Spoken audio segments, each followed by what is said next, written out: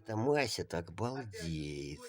Она покушала, раскинулась на всю греческую, обняла лапками большую кошку и спит.